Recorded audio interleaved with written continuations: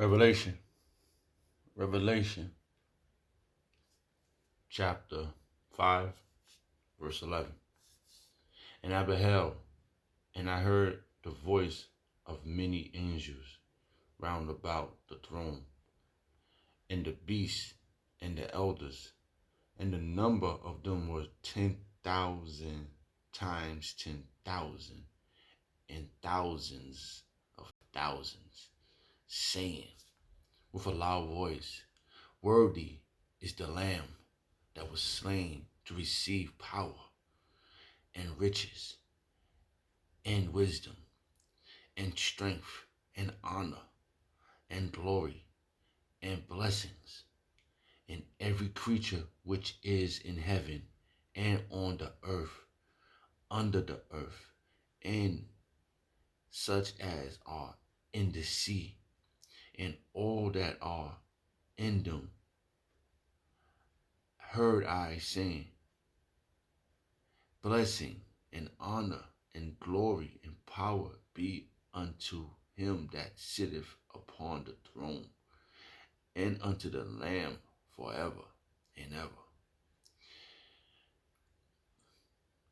And the fourth beast said, Amen. And the 24 elders fell down and worshiped him that lived forever and ever.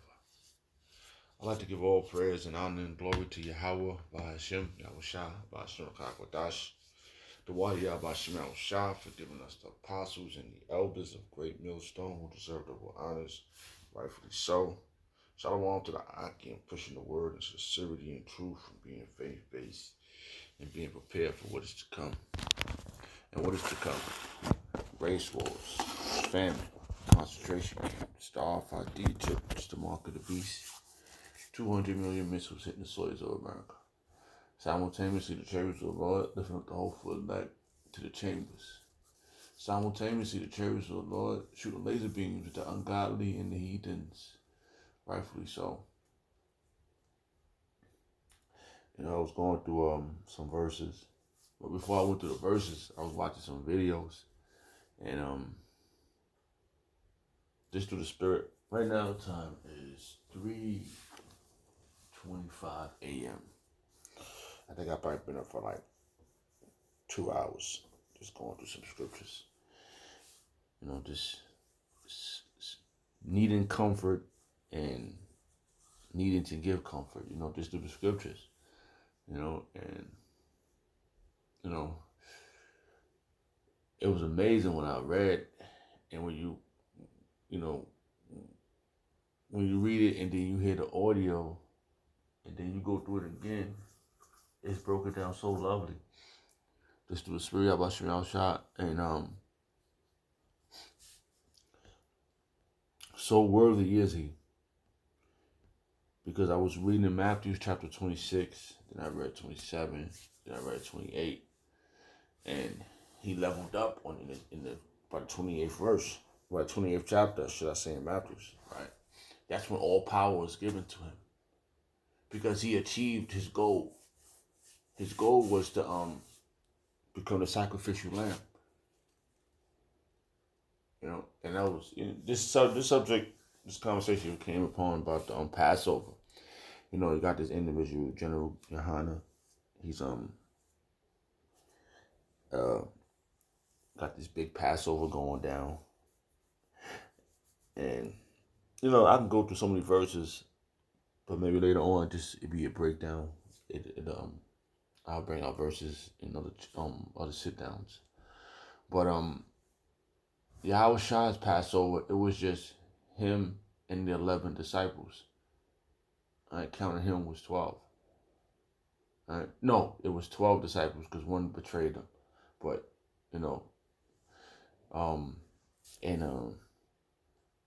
that was a serious situation, because when you read about it, they was all worried because he told them about someone betraying him. And when I went through on back to Exodus chapter 12, I read it. I probably read it for the last 4 days. I've been reading Exodus chapter 12, And it was serious then.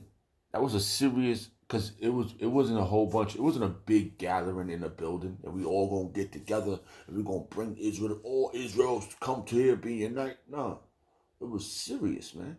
Because they had to put blood on their door, and if it wasn't enough individuals in the family, they had to get with the next family so it could be enough. You know, so it was serious, man. That was serious. It was a serious thing back then too. Because why? The Passover was when the death angel was coming, and he was running down on people. You know, and I was listening to Apostle Gabar, and what he said, and I was just, it was, it's a download, because I've been at work and I'll be listening. I have a headphone on, and I'll be listening, doing my work, and I'll be listening to so many videos, and it be so many thoughts going through my head simultaneously while I'm doing what I'm doing. And when I come home, I'll be trying to figure out, am I gonna be able, what's the topic I'm gonna bring out? And that's how you know it's spiritual, because you could try to put a topic together, and the Spirit will lead you to do what He wants, what the Spirit wants you to do, through the Spirit Yahawashi. All right, so lo and behold, this is the conversation that I'm having with you brothers about Yahawashi and Him becoming the sacrificial lamb for a specific batch of people within the nation. Because I was reading when he got risen up, because he was worthy. Like with the verse I just read in Revelation, which I just read it. That's not what the conversation was based on. It was based on, this precept was based on Matthew chapter 28 verse 9. So, but I ended up reading that one just because it need to be read, because he is so worthy to be worshipped. And the one that's sitting on the throne is Yahawah, and Yahawashi on the right hand side, still waiting patiently to come back to take this last world. Okay? And it says right here too, let me see where was that verse at? That was Hebrews, I do believe. Hold on.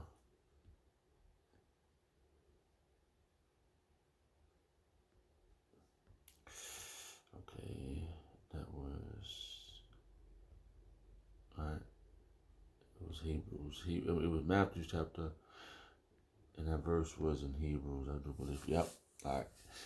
Because everything, when Yahawashi did, and I was, like I said, I was in Matthew chapter 26, and I do it was 20.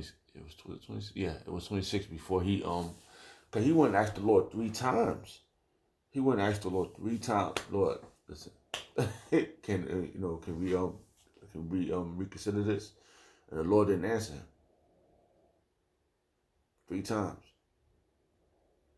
And another thing, this is the same subject, because he told Peter, oh, listen, you're gonna deny me, but Peter was still a righteous man to him. He still was Peter him was still tight, all right? But certain things had to be understood about, just in case the only one that was perfect the only one that was perfect at that time was Yahawashi. That's what had to be clarified. So everyone had to do something wrong in order for him to be put on a pedestal. All right? Everybody had to play their role out so they can understand that he told you the future. He knew certain things. He knew, Yahawashi knew what had to happen. And he still went to the Lord to, because him and the Lord, Yahawah and Yahawashi already talked about that. Listen, you got to go up on the cross, and this was got to be done. If you want dominion, you want your throne back, this is what you got to do. All right? You want to be king of everything, all right? Because he had to go through it too, because remember, reincarnation is a serious conversation. If you spiritual, you understand. But if you're not spiritual, you ain't gonna understand. He had to pay for his sins too. But when he was Yahawashi, he was perfect. He was perfect. For nothing wrong with him. He didn't do nothing wrong. So those individuals that turned him in, Judith, and I was reading it. I listened to the audio too, and I was like, wow. Pontius Pilate wife had a dream about. He said, this guy right here ain't the guy you supposed to be doing anything to. This guy is not a regular guy. This is not no regular dude. Y'all better let this guy go. And she was trying. She just told him,